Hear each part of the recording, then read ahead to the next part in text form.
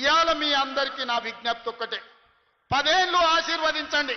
ఈ తెలంగాణ రాష్ట్రాన్ని $1 ట్రిలియన్ ఎకానమీగా మార్చి ప్రపంచానికి ఆదర్శంగా నిలబడి బెంగళూరు, చెన్నైయో, ముంబైయో, ఢిల్లీతో కాదు, న్యూయార్క్, టోక్యో, జపాన్ దేశాలతో పోటీ పడే విధంగా తెలంగాణ రాష్ట్రాన్ని అభివృద్ధి పదం వైపు నడిపించే శక్తిని మీరు ఇవ్వండి మిత్రులారా.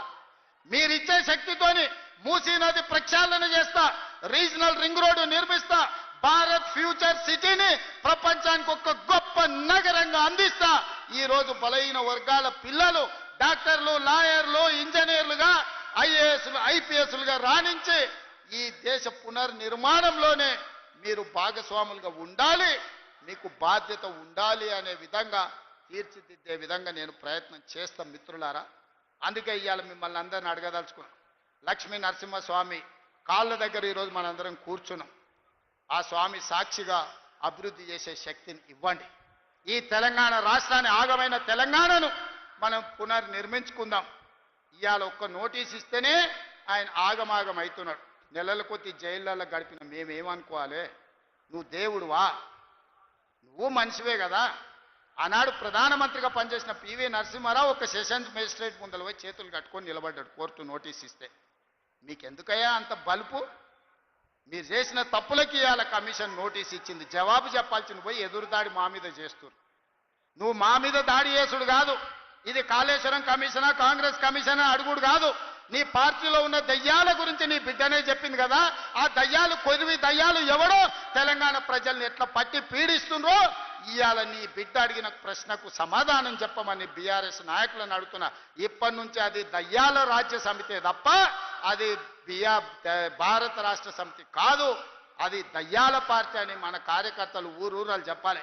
ఎవడు కనిపించినా ఒకటే చెప్పారు, అరే దయ్యాలు వచ్చినాయి రా భయ అని. ఇంకా వాళ్ళని పేరు పెట్టి పిలువకారు, ఎక్కడ కూడా కనిపిస్తే చాలు దయ్యాలు వస్తున్నాయని ప్రజలకు చెప్పండి. ఎందుకంటే దయ్యాలతో ఉన్న ప్రమాదం తెలంగాణ ప్రజలకు తెలవాల్సిన అవసరం ఉన్నది. అందుకే మిత్రులారా, మళ్ళొక్కసారి చెప్తున్నా, మళ్ళసారి గెలవడానికి, ఆలేరు అభివృద్ధి చేయడానికి మీ సోదరుడికి ఏం మీకు కావాలనో, పరిష్కారం కావాలనో, ఏం అండగా నిలబడాలో మీరు చెప్పండి. అన్ని పనులు చేసి పెట్టే బాధ్యత నాది. ఎందుకంటే ఆలేరులో ప్రజలు మంచోళ్ళు, కొంచెం నాయకులు అక్కడిక్కడ ఉన్నా మీ అభివృద్ధి చేసే బాధ్యత నాది. అమాయకుడైన బీర్ల ఐలయ్య ఈరోజు మీకు నాయకుడు ఉన్నాడు. ఆయన అడగలే పదవి, విప్పు పదవి నేను ఇచ్చిన పిలిచి. ఎందుకంటే బలహీన వర్గాల నుంచి నా వెనకాల కూర్చుంటే ఒక బీర్ల ఐలయ్య ఉండాలి, ఒక ఆది శ్రీనివాస్ ఉండాలి, ఒక అట్లూరి లక్ష్మణ్ ఉండాలి, ఒక రామచంద్ర నాయక్ ఉండాలి. బలహీన వర్గాలు నా వెనకాల కూర్చుంటే సభకు నిండుదనం వస్తుందని వాళ్ళందరినీ విప్పులుగా వేసి ఈరోజు మీ ప్రాతినిధ్యాన్ని పెంచే ప్రయత్నం చేస్తున్నాం.